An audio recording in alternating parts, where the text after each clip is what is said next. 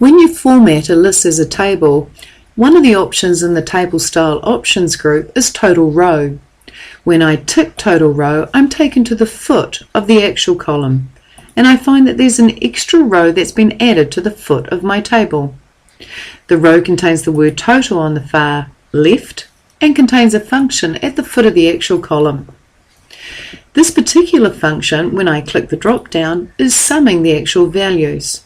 If I wish to average the actual values, I'll select the function average.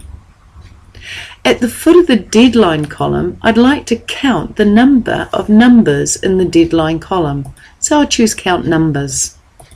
There's 270 deadlines in this column.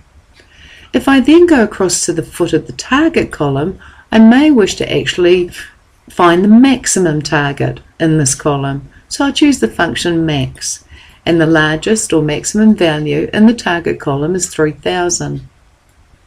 And lastly, if I wish to count the number of last names, I'll click at the foot of the last name column, hit the triangle, and choose the function count. So at the foot of the last name column, we've counted the last names. At the foot of the target column, we've asked for the maximum target value. At the foot of the deadline column, we've asked it to count the numbers in this column, and a date actually is a number. And at the foot of the actual column, we've asked for the average actual value.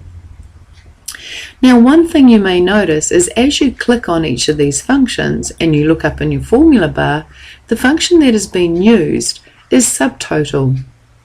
So when I'm at the foot of the actual column, even though I'm averaging the actual values, it's not using the function average, it's using the function Subtotal. The value 101 in the subtotal function means average. And the fact that it's 101 means it ignores hidden rows. When I click at the foot of the deadline column, the function being used is 102. And 102 means count. When I click at the foot of the target column, it's using the function 104. And 104 means max.